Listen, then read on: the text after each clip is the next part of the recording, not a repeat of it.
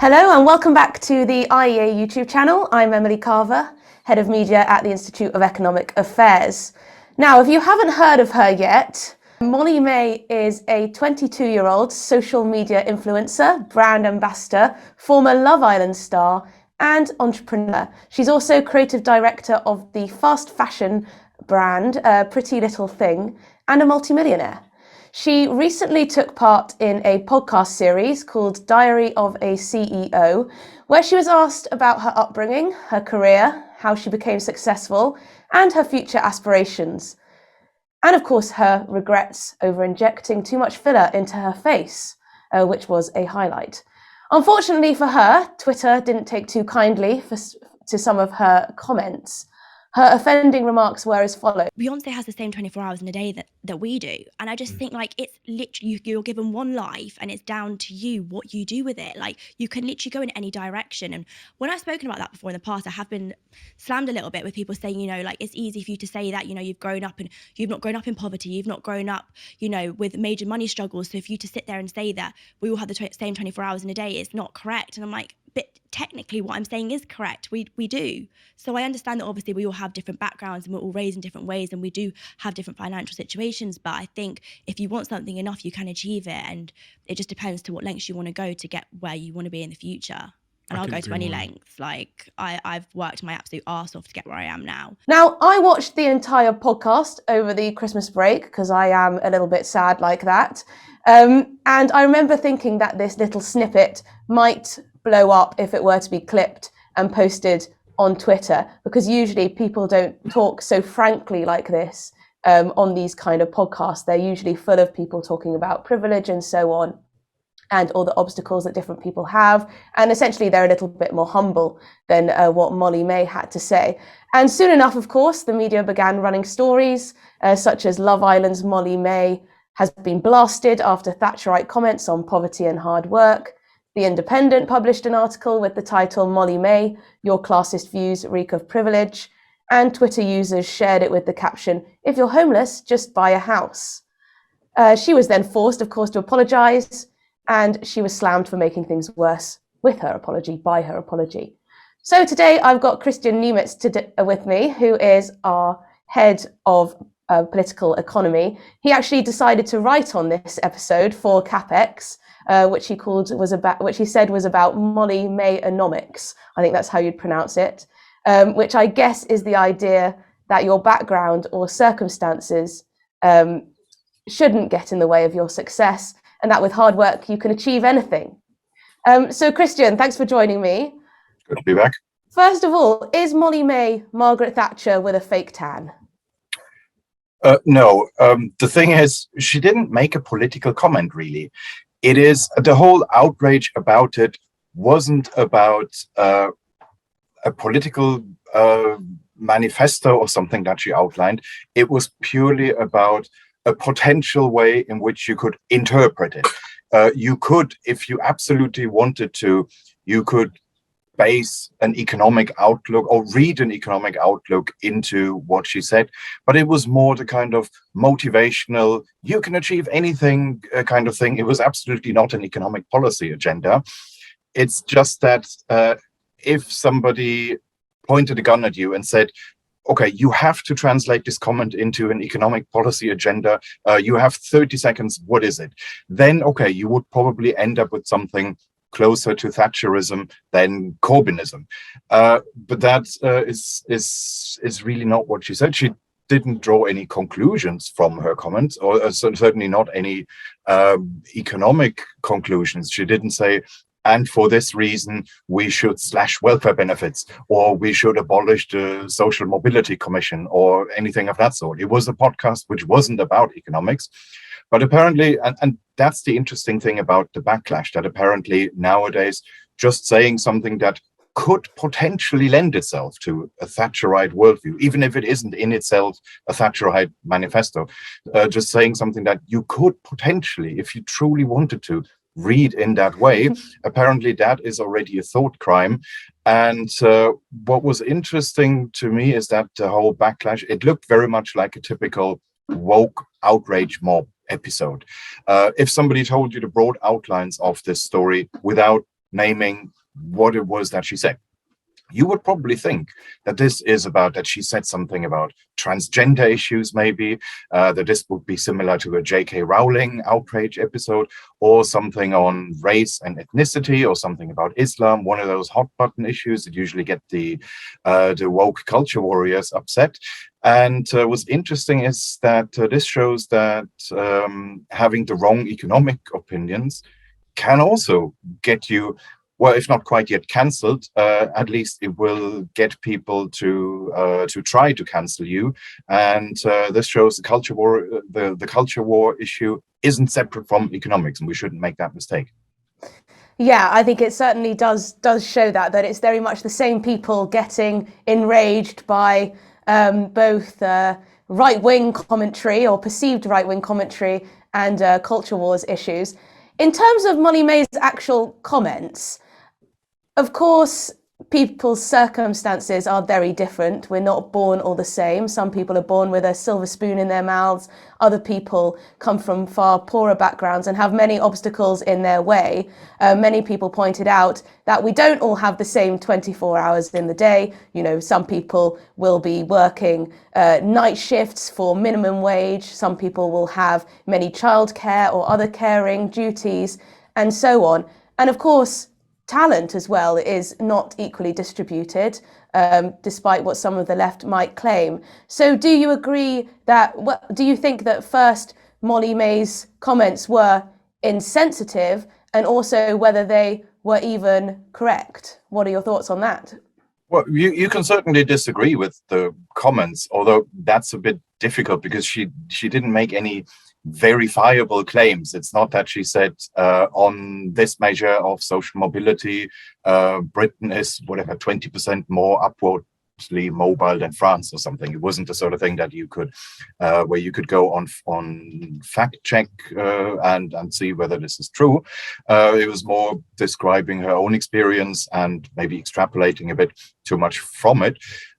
You can certainly disagree with the views, and I would also add that there is generally a danger with overemphasizing the extent to which life outcomes just depend on your own effort, your own behavior. Because the trouble here is that if we generally accept the view that your life outcomes are all down to what you do, that successful people have earned their success, that we live in a meritocratic society. If you accept all that, that can also lend itself to a quite punitive view, to a quite harsh view on poor people, on people who, in economic terms and career terms, haven't achieved very much. Because the idea that you deserve to be poor because,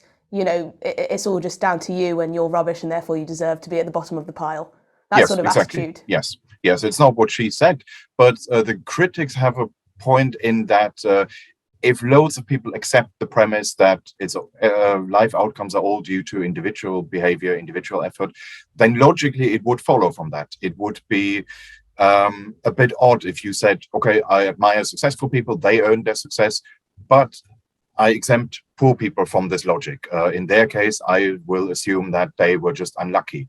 I suppose you can make that distinction, but it would be a bit odd. That would be quite asymmetric. And therefore, I think it's generally socially beneficial if we bear in mind that not everyone has full control over life outcomes, and that if somebody is poor and we don't know the exact circumstances, we should give them the benefit of the doubt and just assume that maybe they really were unlucky, rather than rush to judgments and quickly adopt judgmental attitudes. And also, of course, you can also take the view that if somebody needs support, if somebody has fallen on hard times, then they deserve help, irrespective of who exactly is to blame for this. This is how in most everyday situations you would judge things. If you saw somebody who had collapsed on the street, with a heart attack, you would of course call an ambulance, or you would try to deliver first aid. You wouldn't ask, wait, who is to blame for this situation? Has this person maybe made poor lifestyle choices? That might all be true, but that's not what you would think about in that situation. You would still want to help, even if, say, that person is, even if it's quite clearly visible that they've made lifestyle choices which contributed to the risk, you would still conclude that they deserve help. So yeah, therefore, I think it is helpful if you comment on issues like meritocracy, mobility, that you qualify your statements in that way. But then again, we're not talking about someone who was talking about the state of social mobility in Britain, the state of meritocracy in Britain. This is simply an Instagram model who made some off-the-cuff remarks. So we shouldn't construct a social scandal around that. What I find interesting is, and you touched upon this, but why there was such hysteria around her comments. And I think it might have something to do with our culture. Most people in the media and in our public debate are constantly talking about identity-based discrimination, social injustice. We almost venerate victimhood to an extent. You know, we're constantly talking about how the system is working against people. You know, people are being told that whether they're successful or not is down to structures, prejudices, systems, things that happen to them, things that they can't change. So for me, this was, although perhaps it was a bit naive and simplistic, to me this was a hugely refreshing change in rhetoric than what you usually hear from 22-year-old influencers in the media who are constantly talking about white privilege or, you know, issues like that. So this was a nice sort of, refreshing change to actually hear a young person talking about personal responsibility and ambition and work ethic. Yes, absolutely. It's and that explained the whole scandal, that she deviated from the fashionable cliches that you are socially expected to express on these issues, where everything is deterministic, and I suppose that was the crime that she committed, and that explains the whole outrage that this deviated very much from that script. It's generally true that the socialist left has long had an, at best, ambiguous relationship with the concept of social mobility. That's because, well, either denying that it exists or interpreting it as some sort of trap which the capitalist class uses to divide the working class. The idea here is has long been that if working class people generally assume, or if all of them assume, that they will always be working class, no matter what. If you assume that you live in a society which is purely class-based and zero mobility, in such a society, working class people would probably try to improve the situation of the working class collectively. That's the idea, by joining trade unions or joining around, in socialist mythology, by joining some socialist organization, or by joining Momentum or whatever. And the idea is that if you allow a small fraction of them to improve themselves, that can be a way to divide the working class, because then you have a situation where they no longer try to work towards collective improvement of the working class as a whole, but rather you then have individuals who concentrate more on improving their own circumstances, because they think, well, I can get out of this, I can be one of the winners. And that weakens working class solidarity. That has always been the left-wing critique of the concept of social mobility. And this isn't just something that only Marxist academics do. This is something which is quite prominent in popular culture.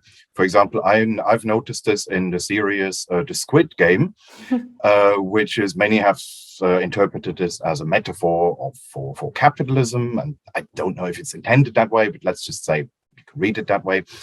There is that motive that the players of the Squid Game can end the game by having a vote.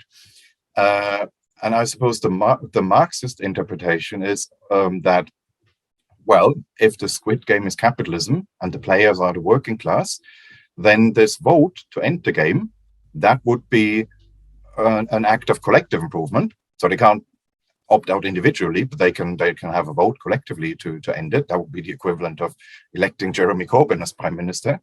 But the reason why they don't do it is that they see this prize money. In this case, it's literally dangling above their heads, and they all think, oh, maybe I could be the winner.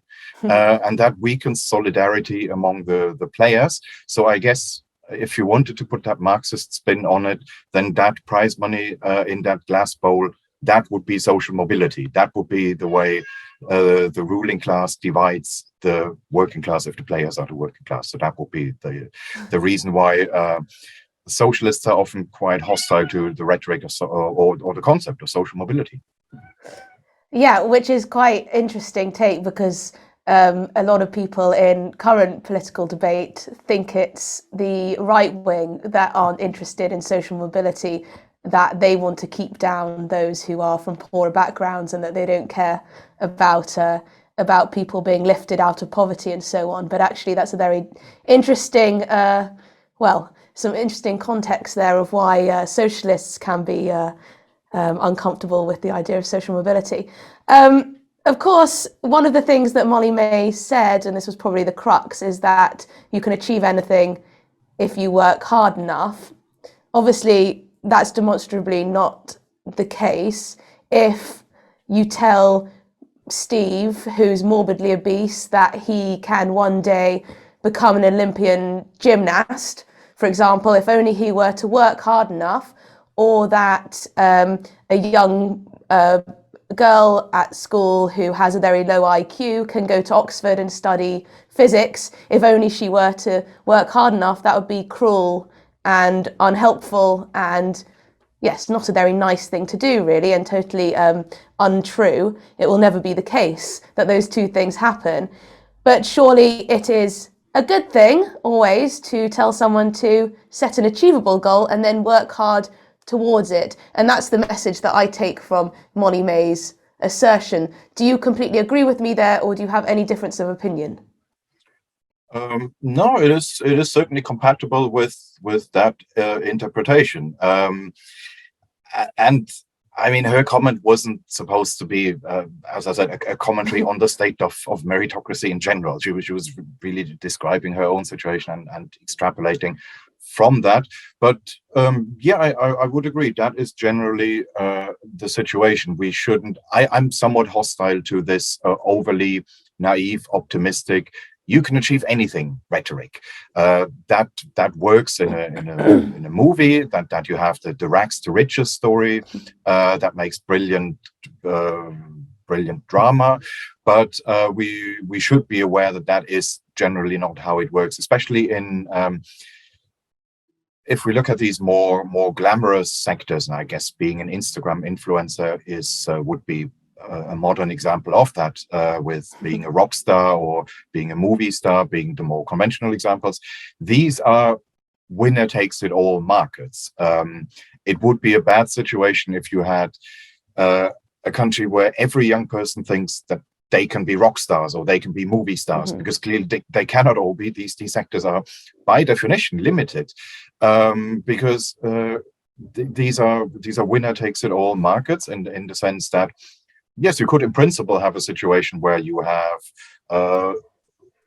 tens of thousands of actors and musicians, all of which have a medium-sized audience, but none of them have an absolutely huge audience. It's just that's not how the product works. Part of the success of a successful movie, a successful band, is that you want to talk to other people about it. You have the kind of water cooler conversations around it. So in that sense, success in those markets replicates itself. There are products, there are bands, there are series that you are interested in because other people are also interested in, and you want to and it's a topic of conversation, and that means that you will then get a market which is characterized by some superstars who everybody knows. You have some maybe about 100 actors who are known all over the world. Virtually every person in the world will know them. The same with bands. But the vast majority of musicians, for example, can't live off their music alone. It is a winner takes it all market where you have a few Beyoncés who become millionaires because of their music, but many other musicians who have to do this as something that they do on the side. They have to have a job that pays the bills, and then sometimes they play a couple of songs in the pub, even though and something that they could never live from. And that is generally the market structure. And then telling people that everyone can be a rock star or a movie star would then be unhelpful if that is clearly not the structure of this market. So therefore, that's something to bear in mind, and that's one reason why I'm not that keen on the just follow your dreams, you can achieve anything rhetoric. That this is the sort of cheesy drama mindset. We shouldn't imagine that economic life works in that way. But yeah, equally, the sort of miserabilist, everything is determined by the social class you're born into, that's just as depressing. So, but I would say let's just have a look at how social mobility really works. Yeah, and of course, one of the takeaways from the podcast, if you were ever to sit through the full 2 hours, was that MollyMae certainly measures her success on how much money she's earned and on fame. Money and fame is how she measures success, and indeed her happiness. She says she doesn't have any friends, maybe 1 or 2 friends, her boyfriend, and that's it, and some family members. Very small, very dedicated to earning money and succeeding in that respect. And that's not to say that that's everyone else's measure of success. Of course, it's not. People have very many different measures of success.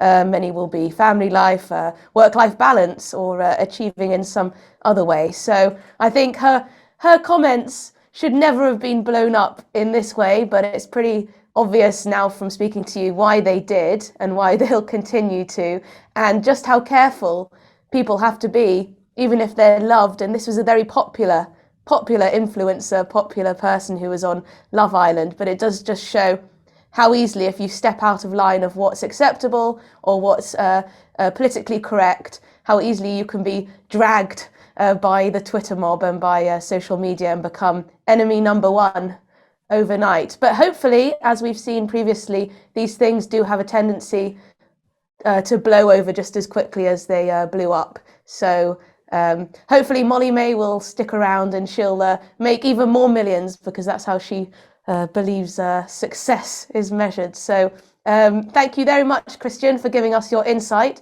We've managed to turn this celebrity story into something a little more academic, a little bit more intellectual. So thanks very much. And if you enjoyed this video, please do give it a thumbs up, comment below, share, let us know what you think about MollyMae, whether she was right or not with her comments, and see you next time.